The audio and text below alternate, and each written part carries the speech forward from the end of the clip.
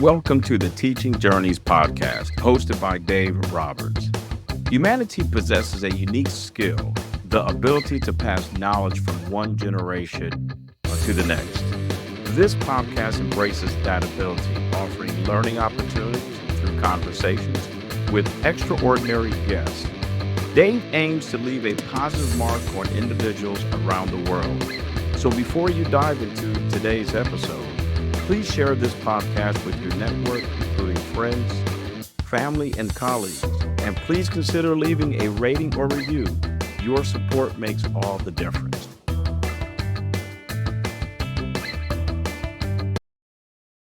Hi, everyone, and welcome to another episode of the Teaching Journeys podcast. I'm your host, Dave Roberts, and today it is my pleasure to have as my guest Kevin O'Connor. In addition to writing and publishing Two Floors Above Grief, Kevin O'Connor enjoys chronicling the stories of families and friends through tracing genealogical histories, writing, and picture collections. His prior writing includes personal letters, articles in professional publications, dissertation, anthologies, and presentations delivered at conferences, seminars, and webinars. He brings people together personally and professionally. Collaborating with friends and relatives, he plans family and class reunions. He has performed in over 30 theater productions since the 1970s. He has been active with Smart Ride, a bicycling group that rode annually from Miami to Key West, raising funds for HIV awareness, treatments, and education. He was an elementary teacher, principal, professor, and curriculum coordinator in California, Illinois, and Florida from 1973 to 2020. In his final educational position, he authored content and provided training in areas including support for LGBTQ advocacy and sexual health and family life. He resides in Fort Lauderdale with his husband, Leon. Their family includes 5 sons and 7 granddaughters. He references further connections to this book, continues his stories, and highlights perspectives about his interest at www.kevinoconnorauthor.com and on his Instagram site at The Grief Navigator. And with that, Kevin, welcome to the Teaching Journeys podcast today. I've been looking forward to this conversation for some time. Thank you, David. Your title, The Teaching Journeys, it always connects me with my own career as a teacher and educator. So I love the title. And is there ever a time that there isn't something to learn? I don't think so. I've always told my guest contributors, I've told the students that I teach at Utica University and Pratt School of Art, is that once I cease to learn from your experiences, then it's probably going to be time for me to find a new career. It's what helps us to continue to grow. So with that, my first question for you is, please tell our listeners about the experiences that have shaped your life path and your life passions today. For me, I've been shaped by the beginning experiences, and I feel blessed with the environment in which I grew up in. It was unique. I've met people along in my life that say, oh, their childhood was awful, their childhood was, they have residue. I don't have that. And I feel blessed, and that's certainly something that shaped me, because I think it gave me a sense of optimism, a sense of wherewithal and resiliency, purpose. I was, as you we talked about it, but I was raised in a funeral home, which in itself is a unique environment. And from the time I was born in 1950, when they brought me home and put my bassinet in my bedroom on the 3rd floor above where the funeral home is, till I was 22, 23, and finishing college and starting out on my own.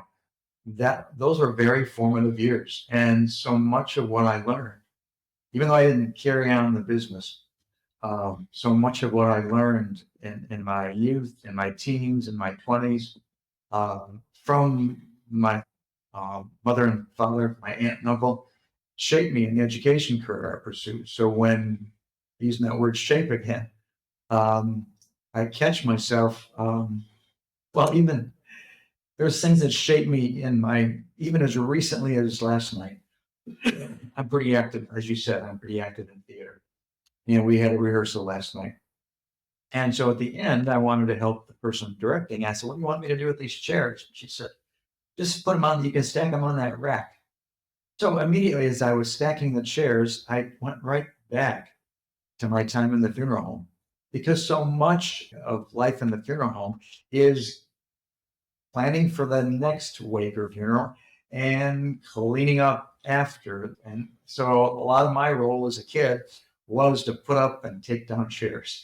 So when I think about things that have shaped me and things that I did without even thinking, that's carried through even to as recently as last night. And so I'm still being shaped.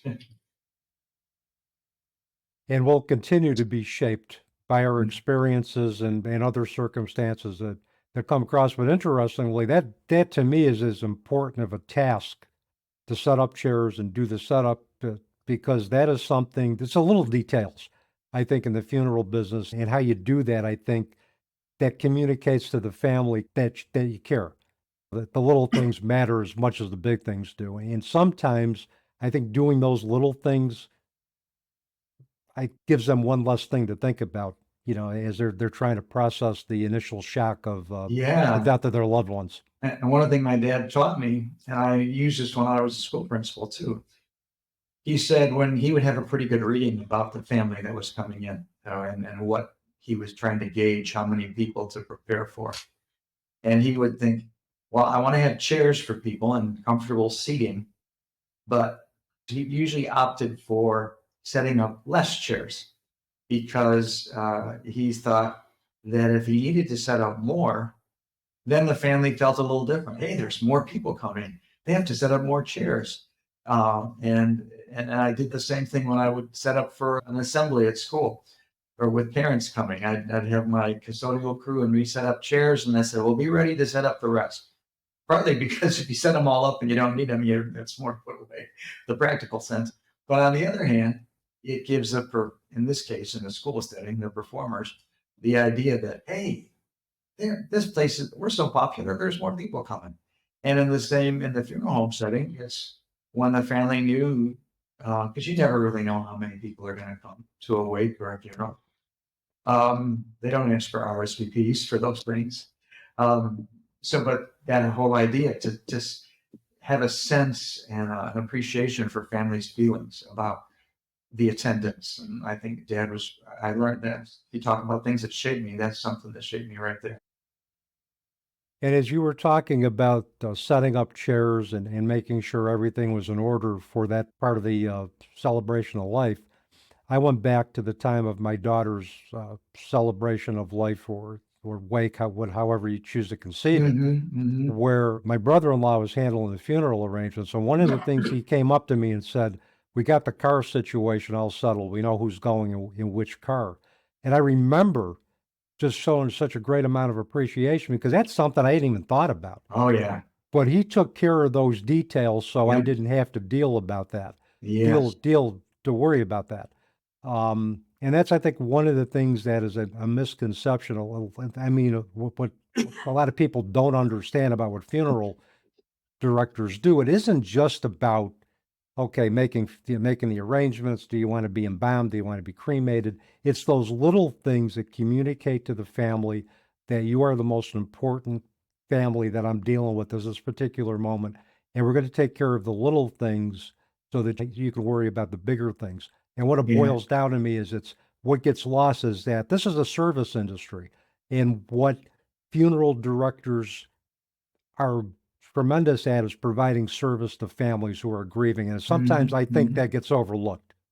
Oh, yeah, I agree with you. And I think when I've talked to students or about my own experience, the whole thing about what a funeral director has to do. You talk about a to-do list. I don't ever remember seeing my dad with a to-do list. I think it was all up in his head.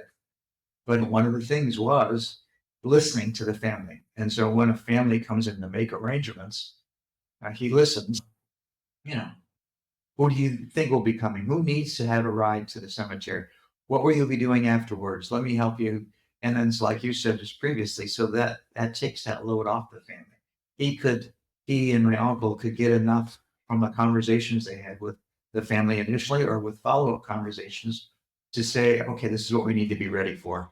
And if it's a family member who isn't going to be quite accepting of this death, or what might we be aware of, or is there anybody that's going to have a hard time with this that we can be of assistance and stuff. So I think that was kind of the thing that paying attention and service and listening. It's really an important traits of any industry, but certainly this one. Well, the other thing that I think tends to get overlooked is funeral directors' expertise at conflict resolution, because a lot of times families will be fighting over incidental details. And funeral directors, I think a lot of times will find themselves in the middle of that, Oh, and yeah. they need to learn how to very deftly work through that. And from what I can see, they do that very well. And I tell my students, make sure if there's a funeral directors association in your area, get acquainted with funeral directors, particularly if you're working with families. Understand what they do, cultivate relationships, because at the time of crisis for a family, they're there in the right in the trenches at the time of crisis. They do their best, and they do really, really masterful work at getting them through crisis situations so that other, mental health and health service professionals can work effectively with them in the aftermath. Oh, yeah. It's really like being there, like, well, my dad did a few stage direction things of plays and musical things, but being a funeral director is very similar to that. It's called a funeral director. So what you're doing is just putting all those moving pieces together to make them work and set the stage and in a way that is very welcoming to the audience. Stuff. Getting into my theater terms here, but I think that's the major part of what a funeral director does. Absolutely. And that segues into my next point about your really, really excellent book, Two Floors Above Grief, which documented the 54-year history of the O'Connor Funeral Home. Am I correct? That's correct. Why was it important for you to write a book about the histories of your two families that were involved in the funeral business, and what do you want readers to take away from reading? Super questions. Well, it was important to me to do it because there were so many stories. Not only did I live in a house in a unique environment with my aunt and uncle and their three daughters, and my dad and my mom and two brothers. That was one thing, but we had a very large extended family. My dad and mom, my aunt, they had extended families that would come to the house often. So that built into the storytelling and into the things that would happen in the house, and aside from having a funeral. So there was those kind of stories that were there all the time, and people would say, "Who's going to tell these stories?" And the other thing that was unique about our environment was it's not unusual for funeral directors to live near or in the establishment. What was different about our house, that my dad and uncle had converted this single family 3-story Victorian house into the business and the apartments. But in doing so, they took the second floor, which were essentially bedrooms, and made that into a living environment. And they take the third floor, which had been the ballroom of the original house, and made that into another living environment. That's where I lived. But for me and my brothers and my mom and my dad to go to our apartment, we had to go through my aunt and uncle's second floor apartment, either walking through their dining room or the back stairs would lead right past their kitchen apartment. The concept of privacy wasn't it wasn't like we would know it, and I touch upon that in the book a little bit. And I guess the other reason I wanted to tell the story too is because these are two families that got along. Yeah, there was some tension, and I explained that in the book a little bit, but nothing that was going to split the business up, or nothing that there was going to be fisticuffs or anything like that, or threats or anything like that. These two guys and their wives managed to work through this and live in this, I call them conjoined apartments, shared apartments. And our third floor really had more of we had more privacy, because once we got there, we were there in our own living room, kitchen, bedrooms. And even my aunt and uncle, when they would want to come up and have a conversation, they would usually say from the bottom of the steps, "It's okay for us to come up. Okay for us." They had that discretion, whereas they didn't have that choice to walk down. Not that we took over. We would walk. There are many times I could walk down the back stairs and not even see them. Or if I walked down the back stairs and I knew my aunt was in the kitchen, she said, "Where are you going?" I said, "I'm just going to play." And that would be it. It wasn't a thing that she was going to break up her routine or anything. So that made it very unique. And I think the second part of your question was, what kind of effect, what kind of impact did I want to have on readers, I think? Or what do you want readers to take away? Well, as you noticed, the book is based on many letters that went back and forth, family letters that were handwritten, in the 60s, 70s, 80s. Actually, I go back to a letter that my mom wrote in 1939. So, and I put the letters right in, not the actual letters, but I transcribed the letters right into the book. So one of the things I want readers to take away is an undercurrent of the stories themselves is just the impact of the written word, and the idea that in this time and place, 2024, and the last 25 years, there's a lot of people who don't have a concept of what it is to write or to receive a letter. And the book has the good fortune to get ranked high on Amazon with teens and young adults. And when I've had the opportunity to ask teens and young adults, a couple of responses have said, "I like that part about all those letters. I didn't know what that was about. I didn't know." And so I think there's that. That's another thing I think I want readers to take away. I want readers also to take away the idea of an understanding of the funeral home profession. I had a reader write to me in the last 6 or 7 months. She was a friend of mine, but she'd had the book and her mother had passed. And she wrote me a nice note. She said, "I'm having, so of course, a hard time with my mom's passing, but reading your family stories helped me to realize that there's families behind all the work that went into my mother's funeral, and the appreciation for the family that did her parents' services." And I think was that on a poster board that I said, "This is what I want my readers to do when they read the book." No, but it's something that's been happening as I read reviews and things. So that's another thing that's come out that I think readers are taking away.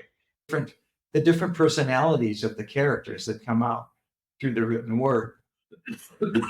The magic of those handwritten letters, some of them were typed, is when I would receive those letters, when I was a student in Chicago or a student in Rome, Italy, sometimes I would get letters from 3 different people in the family on the same day, none of whom knew they were writing me the letter. They just took it upon themselves to write me a letter and stick it in the mail. And they were reporting on the same incidents that were going on either in the business or in the family or in the town. And they all had a different perspective. So it was interesting to me. And I think that for what I want readers to take away is just the beauty of communication and the idea that whether we're listening through letter writing or listening through our ears, there's a lot of different voices out there. And so I think that's one of the things I wanted readers to take away. And the other thing was the idea that I wanted the book to go beyond just my family. And it has. My family wanted me to write the book because they wanted some of the sense of history. But I think for other readers, it's the idea of family working together and family navigating situations. And how do they do that? And the stories that I told, I think, convey that. And I like to think that people that are reading the book, whose parents, they might have lived above their father's pediatrician office, or they might have lived upstairs from their dad's print office. I'm thinking of kids I grew up with. But that they too had the stories, and they too had families that worked together to keep those businesses going. And even if you're 5 years old or 6 years old, you can still carry a plant to the car things that I used to do. I can vacuum. I was vacuuming by the time I was 5 or 6, just to help, So we all help with our parents. So many of us have had the opportunity to help with their parents' business. I think the way you set that up in the book in terms of talking about, which individuals in the family had which specific roles, that's a great model for just running a business where Mhm. everybody has responsibility. I also got the sense that no job was too big or small for anybody to do. Your Uncle Lawrence, then your Aunt Mildred, and your father, and his name escapes me at this point, so I apologize for Who's that. that? Which one? Your dad. Oh, Bill. Your dad, Bill, and your mom's name was Marion. Marion. So Mhm. Bill, there wasn't a job that was either too big or small for either Lawrence or Mildred or Bill and Marion Yeah. they would do. And so if you asked me to do that same job as a kid, I'm thinking, oh, geez, they did that. I can't say no to that.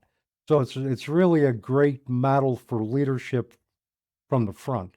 Oh, yeah. And so many of those roles were unspoken. Yep. And even they were not written expectations, but I know from a kid point of view, I mentioned it in the book. When I was out and about on my bike, playing in the park, pick up basketball or being at somebody else's house, I knew that my last name carried more than just my last name. That if I was not only representing who I was representing the business. And not that I was out there trying to steer people to our establishment, but I knew that if I had messed up, that might have impacted a family's decision. So you're like ambassadors. And my mom and aunt, even though they weren't that actively involved in the business themselves, through all the things they did with different organizations, they were doing it because they enjoyed the people and enjoying being in those organizations. They weren't necessarily doing it to promote the business, but that was sort of ancillary. So that when they were involved in their card groups or service groups or whatever, people would connect them with the funeral home as well. And that's one of the things that had escaped me is that when you mentioned that you and the rest of the children in that family were ambassadors for the funeral home, your behavior in the community, if it was not up to normative speed, for lack of a better way to put that, it's going to reflect not only on your family but the business as a whole. Funeral directors develop their reputation being involved in their community, and if anything tarnishes that, it affects the bottom line of the business too. In terms of, well, I'm not going to want to go to a funeral director who may not have as much integrity or Oh yeah, as somebody else may, and that's something that had escaped me. well, David, it's a very personal decision for a family. I think I mentioned in the book that one of my aunt's unspoken responsibilities was to listen to the obituaries on a local radio station every day. Yep. She had that radio station on anyway. It was her way to learn know what's going on in town. It's just the 1950s. Everybody used radio then. And but then she would keep a little tally mark. No, she would listen to the obituaries not only to make sure that anybody that was at our house, our funeral home, was stated their obituary was correct, but also she would keep a little either mental or written tally mark about, oh, that family went there, that family went there, that family went there. But they didn't, I don't remember them ever spending a lot of time thinking, oh, why did they go there? Why did they? Mm-hmm. There were so many other factors. For as much as my mom, my 4 parents, I'll call them parents, for as much as they were involved in different community organizations, the funeral directors from the other 5 funeral homes were also involved in community organizations. So everybody had their own decisions, and it might have been the church that an undertaker belonged to. There's all kinds. So my aunt never really, she might just keep track, but she wouldn't say, what are you going to do to go get that family back with us? Mm. I don't remember ever seeing that. They really respected the decision that each family made, so. And I think that's important to be able to empower families to make their own decisions. When the O'Connor Funeral Home first opened their doors, there wasn't any such term as empowerment, but No.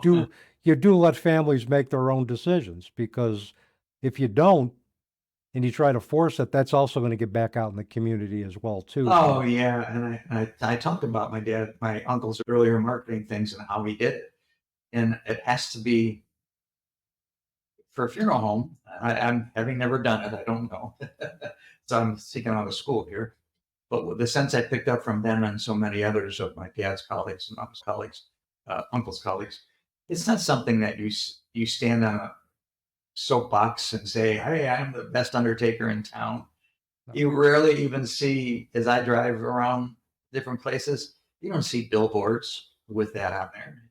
You don't see, you see maybe advertisements in different programs and things, but it's just a very personable thing. So I think that's why in this industry, it's so important for people to be with other people. And so when you talk about your first question, what shaped me, what I always observed with the four adults in my life was how they operated within a group of people.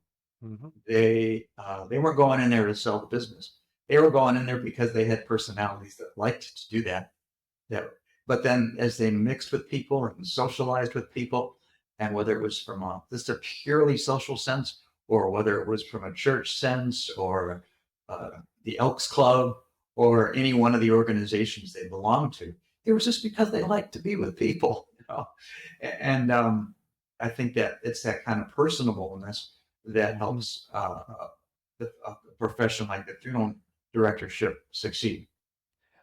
Well, and I think if you need you need to establish in any service-oriented industry, or especially where you're working directly with people, they need to feel safe with you. They need to feel safe with entrusting their Mhm. loved ones' arrangements to you, and Yes. they're going to resonate with your personal characteristics initially beyond the credentials.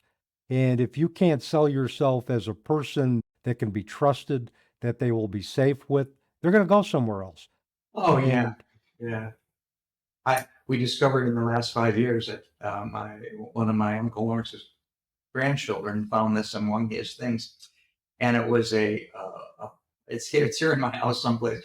But anyway, part it would hung in the preparation room, the embalming room, and it was a reminder to them, whoever was doing the work, whether my dad was doing the embalming or my uncle, or they hired sometimes people that were called trade embalmers that would come and do that phase of the work. Mhm. But the thing that was hanging on the wall was saying, "Hey, this body that's laying here in front of you, this this family is counting on you to treat them with the utmost respect and discretion." So, and I believe that word discretion was in there. And Dad and Uncle Lawrence modeled that exquisitely. They, even though they were privy, you know, you mentioned earlier, if the family probably had some tension or some conflict or some things that had to be mediated, that was never brought upstairs to us. We as kids, or my mom and my aunt, may have known the names of the people that were of the family. They might have known them personally, but there was never details shared.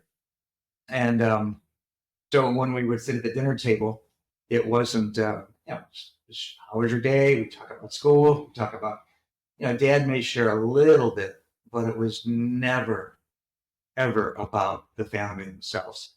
He may have talked about meeting the city clerk at at City Hall, or going to get the car washed, or things like that. But he never would talk about uh, the personalities or the things that were going on with the family. So that discretion was so very key. Yeah, as I think it is with any service industry, and particularly where HIPAA law now rules, Oh and yeah, discretion is the better part of valor. I think yeah, I got yeah. that. And my dad and uncle could have written him a lot, I think, probably, because they followed it even before it was written. It comes down to how you treat people. And you mentioned earlier the concept of respect and trust and discretion. All those things are important in any industry, especially any service industry. And certainly it followed me into my education profession. Trust and respect, discretion, all that was so important as a teacher and a principal. So important. Yeah, and I agree with that wholeheartedly. You mentioned in your your book that you had 12,500 yearly visitors to the O'Connor funeral home. Yeah.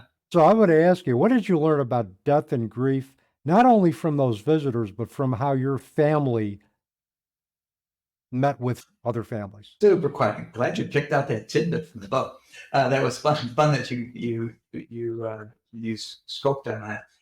Yeah, and I did that little estimation. I was just writing the book and knowing pretty much how many funerals they had each year. Some were small, some that's where I came up with that number. There was nothing that I actually did a head count or went back into the sign-in books at the funeral and counted people. So, but I think it's a pretty good estimate. And I think that one of the things, and I kid in the book about how many of my friends had 12,000 people come through their house. I can't think of anybody. And I think for me to know that even though we had our private areas on the second and third floor, the house wasn't just ours. It was a community house. It was a place where people work. Even now, when I go back to my hometown, as recently as 2 or 3 weeks ago, people will tell me, "Oh, I remember being in the house. I remember being this," and we haven't had the business since 1984. I mean, it's still there, and people go to the current owner as well. But still, the idea that the living environment of our first floor was known to a lot of people, and so for me, one of my duties as a kid, probably around 11, 12, 13, 14, my brothers and I were sometimes, I don't remember ever being arm twisted to do this. It was just sort of, "What are you guys doing tonight?" "Oh, we're just going to watch TV." "No, I want you downstairs. You're going to open the door for 2 hours." So we put on a pair of khakis, a nice shirt, and stand at the front door and open the door. And if there was more than one family, then part of our questioning was, "Hey, I'm Kevin O'Connor. Welcome to O'Connor Funeral Home. Which family are you here to see?" And then I would say, "Okay, you go to the top of the stairs, turn left, turn right." And if they needed assistance, then I would help them up the stairs. This was before we had a handicap entrance. So were those kind of things that to had, they were guests in our house. And the other thing I think I talk about in the book is always having to be ready for the next funeral. Even if Dad and Uncle Lawrence finished a funeral on a given day and they came back and they didn't have anything else happening, they would go right to work to get something ready. They would have everything in order because even if they finished their funeral at 12, they got home, had some lunch, they knew that they didn't have any other clients coming in. But at 5 o'clock, the phone would ring. So the idea was your day wasn't over, your work wasn't over until you were ready for the next funeral. Sometimes you might get all that stuff ready, and it might be 3 weeks. Other times you might get it all ready because there was another wake happening that night or the next day. So that was that variable in the industry. So the idea of having 12,000 people in and out, 12,000 different personalities,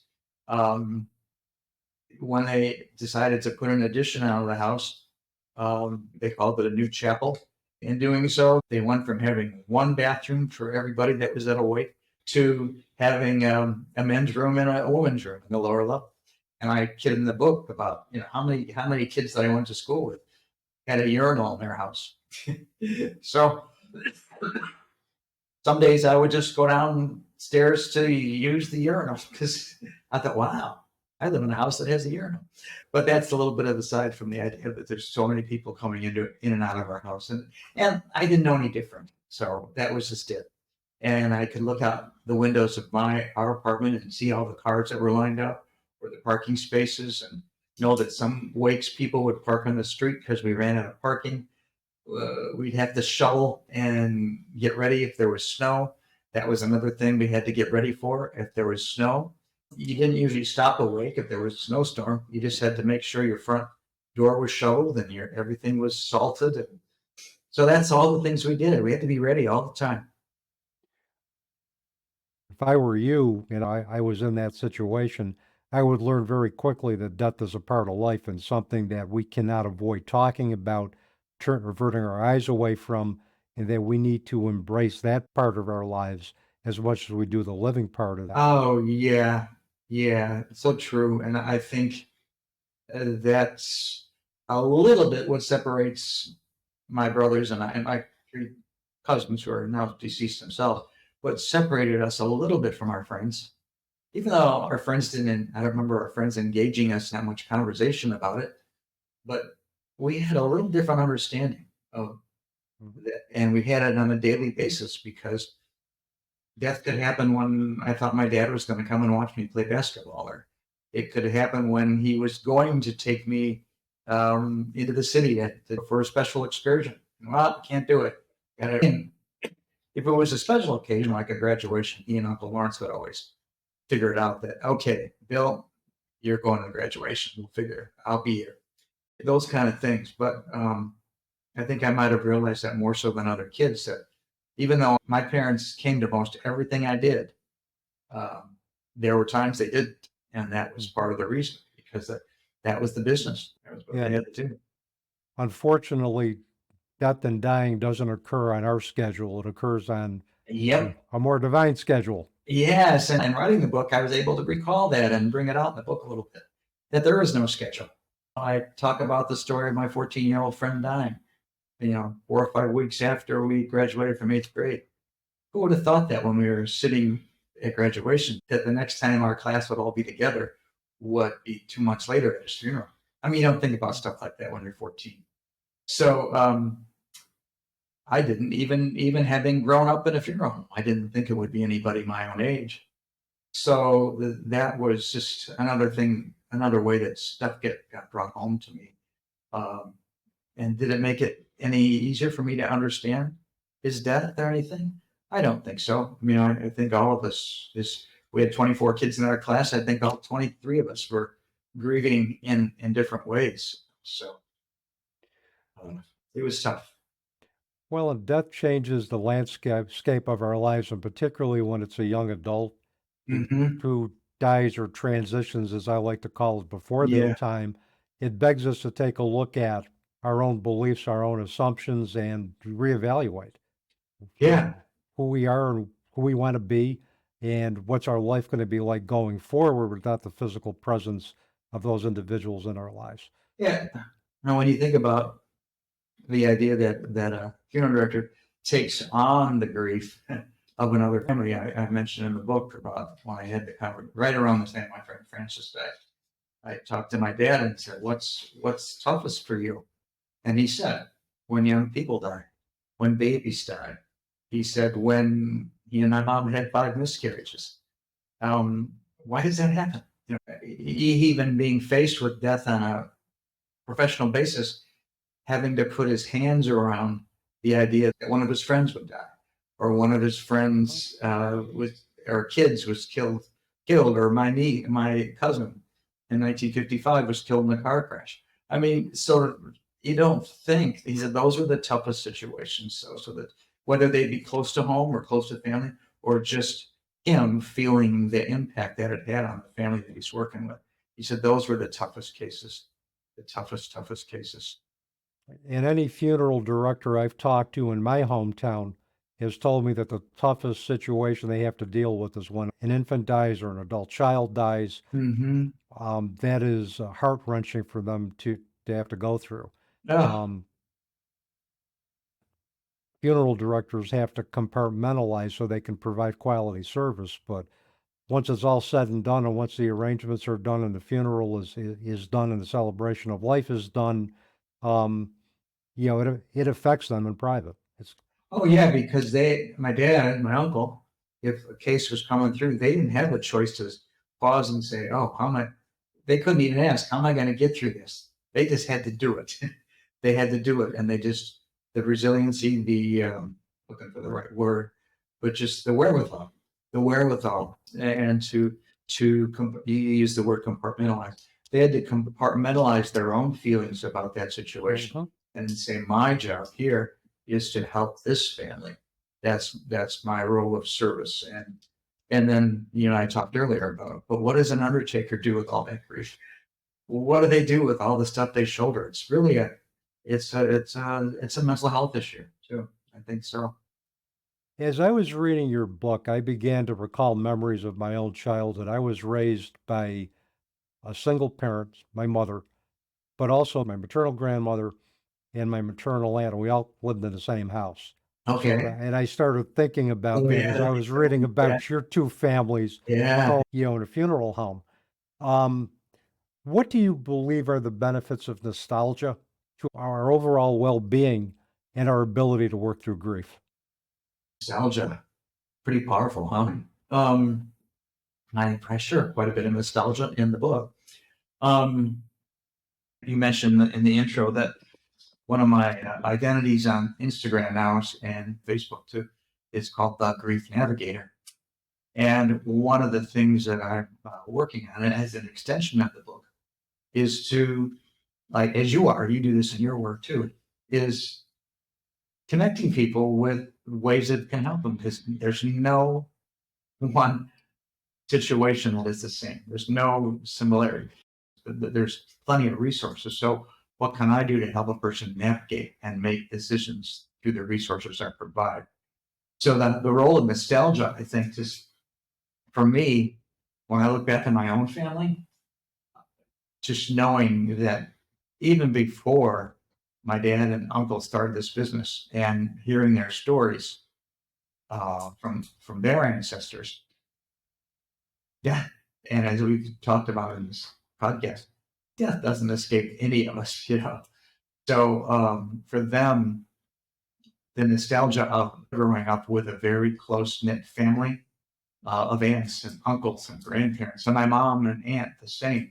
So they carried that with us. So I think that the beauty of the nostalgia of what my family's had beforehand, I think carried into our own situation and helped me to develop that scope. I mentioned in the book that my mom and her two sisters, her parents owned a restaurant, and they lived upstairs above the restaurant in the same town. It was just a few blocks from where the funeral home was. So my mom was used to that idea of of the business and living above the business. In our house, not only was the 10 of us, on occasion, my aunt's mother lived with us. So we had that intergenerational thing too. Nostalgia was right there. It was present. It was very much a part of it. I think going back to one of your earlier questions, that was another motivation for me to write the book, because I wanted to tell this story. The subtitle is a memoir of two families in the unique place we call home, because I think our living environment was quite unique. And I'm proud of that, happy with that, and glad that our family now, those my aunt and uncle and my dad and mom, who came together in the 1930s to start their marriages, to start their families, there's now 150 offspring from those two couples. And so the nostalgia, I did a book presentation in New York City a couple weeks ago, and two of the attendees happened to be part of that extended family who now live on Long Island. And they came in to listen. As I was talking about the book, I could point right to them, because they, even though they were now raising their own families on Long Island, they had been to the house in the 50s and the 60s and the 70s. So building on that nostalgia. So I think nostalgia is very, very important as we navigate grief. We have to honor the nostalgia and know that our predecessors have navigated. They all got through grief. They taught us each time that they took us to a funeral, that they took us to a wake. They taught us. It's like I teach my kids and grandkids. And you're not overusing the term navigator at all. Okay. I've used the term navigate grief frequently, and I think that's a really accurate way to conceptualize it, is that we do navigate Oh yeah. the waters of grief, the rough terrain of grief, however you choose to conceptualize The it. maps of grief, the GPS of grief, whatever you want to call them. Yeah. Absolutely. In the last section of your book, you talk about the members of your family who have transitioned. And Mhm. you also mention that you are a believer, and I'm quoting you, in unearthly celestial interventions, Mhm. Mhm. and I'm a believer in that myself. Right. But what I'd like you to do for our listeners, for our viewers, is can you share a couple of your most memorable unearthly celestial interventions as it relates to the transitions of your family members? Oh, yeah, sure. The one that comes, I'll just feel, but I'll mention the one about my father that I wrote about in the book. 2 days before he died, and he was in hospice and he was living in his house. We weren't living in the funeral home then; they'd already sold it, and he moved to a different house. My kids at the time, my two sons, were 40 years ago because it was he died in 1984. So my sons were 2 and just a baby. So we went over on a Friday night to see my dad, and he was in and out of consciousness. Also, the other thing we had going on in our life at that time was that my wife and I, we lived in a townhouse, a condo that we were outgrowing because we had these 2 babies now, and we were looking to get have some options to buy something else. We'd had the townhouse on the market for a year. We hadn't had one person look at the place, not one. So right around the time Dad was transitioning and dying that week, my wife and I also made arrangements to change realtors. And we switched realtors. The realtor's named Cindy. So it comes to Dad, that's Friday night. And Dad's having this conversation with me. He's saying, we really got to sell that condo. We need a yard for the boys to play. We want that for the boys. And so I hope we can do something. He kept saying, I hope we can do something to get your place sold. And then he dozed off that night. That was my last conversation with him. He died that Sunday morning. I didn't make it in time for the passing. Tuesday, the wake is happening, and I'm standing there, and Cindy, the realtor, comes up to me, and she says, hey, I think I might have somebody. I said, what do you mean you might have somebody? Well, we were talking in the office about your condo, and somebody said they knew of somebody that might be interested. And I'm going to be meeting with him tomorrow while you're at the funeral. And I said, Cindy, nobody's even looked at the place in a year. So Wednesday's this funeral, and in the late afternoon, after we've done the funeral and the luncheon and the post-luncheon and the whatever that we do as a family, I get a call somehow or another, and it's Cindy. And she's like, I said, she have a guy that wants to make an offer.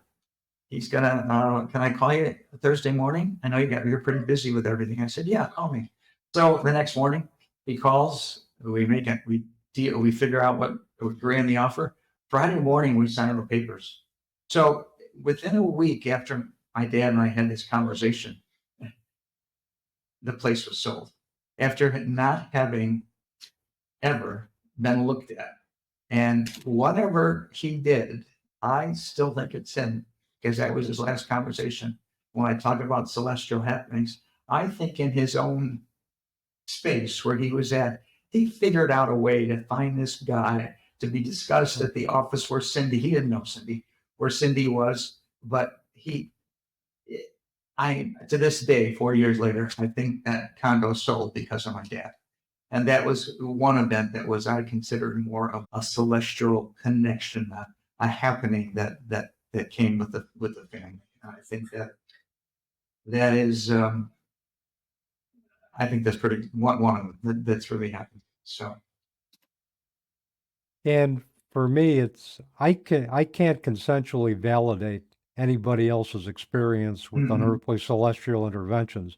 Right. I can only take a look at the significance of it through their eyes in terms of how it made them feel, what they described as going on at the present moment, because what we interpret as a sign or a nudge from beyond or an unearthly celestial intervention is always a product of what's going on in the moment. And if that's what it meant to you, and that's all that matters. And I had a smile on my face because it's very similar to experiences that I've had with my daughter and my other deceased ancestors. So and a lot of times I think to expand our belief system, we need to think beyond what is possible beyond the physical world and embrace that.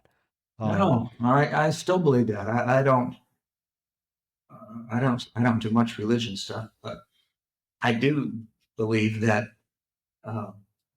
there's a place that we go to, and then they were there, and I believe that time is of an essence to my dad, who's been gone 40 years. Mhm.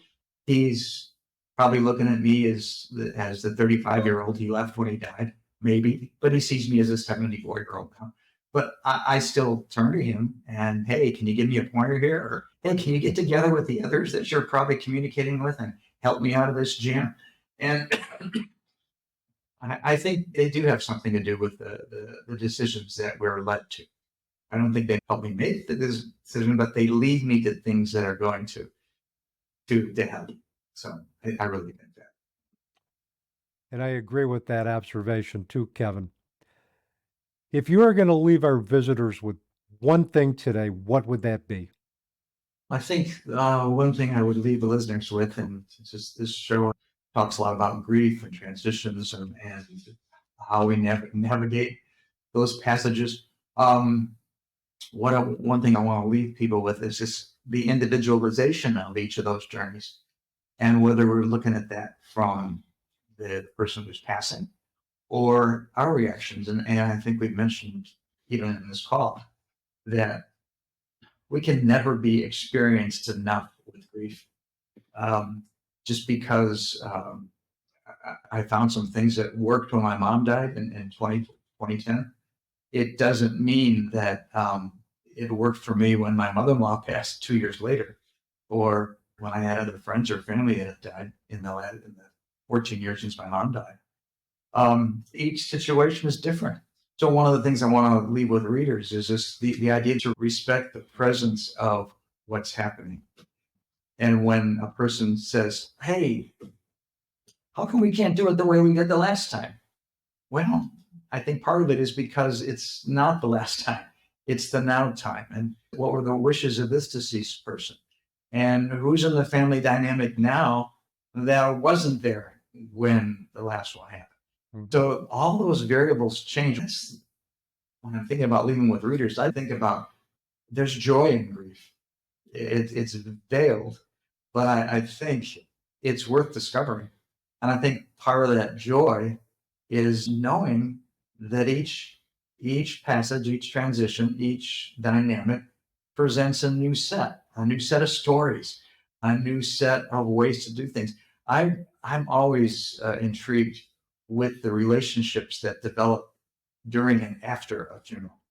Family members or friends that I may have not had much association with up to that point in time, but all of a sudden after the funeral, we're talking, we're doing social engagements, and just how, and I think maybe going back to my story about my dad, I'm thinking that maybe the person who passes on has something to do with that. Mhm. I mentioned that in the book when my Aunt Mildred died. I think she had something to do with how the business was going to look after she died. She put the players in place to make it happen. Not that we all agreed with what was happening, but I think she did. And I want to leave readers with that idea that each situation is, everybody has their two floors of grief, whether it's next door to grief or whether it's down the street or whether it's in the room next to you. But there's a beauty in it. As hard as it is to see the beauty, there's a beauty and an individuality which makes it, for me, more enticing and it's helped me to navigate. When I look at each situation and think, oh, this is different than the last time, but hey, it's pretty cool. Mhm. Yeah. So Well, thank you, Kevin. I agree. We all don't grieve the same way. I think cause of death, the nature of the relationship at the time of that person's transition, there's a lot of things that play into that. And what I hear you saying is we also need to respect the individualization in the grief process because it's going to be yeah, different for everybody. and I think that's where you see the expertise of those in the death care industry and how they do that and how the psychology behind it and the empathy and the personality behind it is so vital, so vital. I agree. My last question, tell our listeners, our audience, how they can best get in touch with you. I know we mentioned that in the beginning when we read your bio, Yeah, Let's repeat that again at the end to make sure we get that in. And, sure. and also it'll be in the program notes as well. Okay. So. Yeah, you had mentioned before that I have a website, Kevin O'Connor. That's O'Connor is O-R, Kevin O'Connor, author.com. And when they go to that site, there's a place where they can put their name and their email address. That will connect them with a newsletter that I endeavor to get out once a week. I have a newsletter that just talks about different aspects of the book or different things that I've discovered along the journey of grief. So that's one thing. So Kevin O'Connor, author.com. If they want, even more immediate, they can just contact me at my email address, which is koco7351@gmail.com, or my phone number, which is great for texting, 815-546-1076. So those will be the three primary ways they can get a hold of me. And then you'll have in the show notes, I'm on Instagram, Facebook, LinkedIn, Pinterest, a few other places, so that they can find me through there as well. Kevin, thank you so much for being a valuable guest contributor on the Teaching Journeys podcast. I truly enjoyed our conversation. Thank you for having me. I enjoyed our dialogue. With that is a wrap on another episode of the Teaching Journeys podcast. I'm your host, Dave Roberts, wishing you peace.